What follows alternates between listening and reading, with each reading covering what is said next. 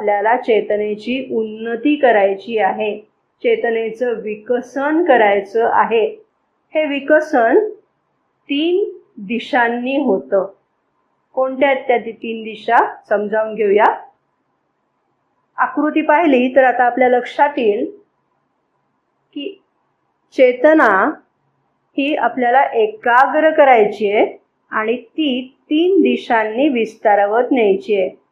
त्यातली एक दिशा म्हणजे आत्ता आपण बाह्यवर्ती चेतनेमध्ये आहोत. हृदय केंद्राच्या स्थानी लक्ष एकाग्र करायचं आणि आत आत आत आत शिरायचं. आपण आधी आंतरिक प्राणामध्ये आपला प्रवेश होतो आणि तिथूनही आपण खालती गेलो की चैत्य पुरुषापर्यंत आपण जाऊन पोचतो. तर हा जो आंतरिक दिशेने झालेला प्रवास आहे त्याला म्हणायचं डीपनिंग, म्हणजे ती चेतना सखोल करत न्यायची. नंतर ती चेतना आपल्याला वर वर वर न्यायची आहे, म्हणजे आपल्या आत्म्याच्या दिशेने आरोहण करायचं आहे. याला म्हणायचं हायटनिंग, म्हणजे चेतना उन्नत करायची आहे.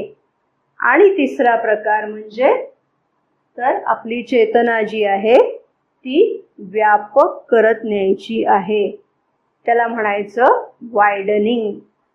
ठीक आहे. 3 दिशांनी आपला हा चेतनेचा विकास होणार आहे. एक तर आंतरिक दिशेने, ज्याला आपण म्हटलं डीपनिंग.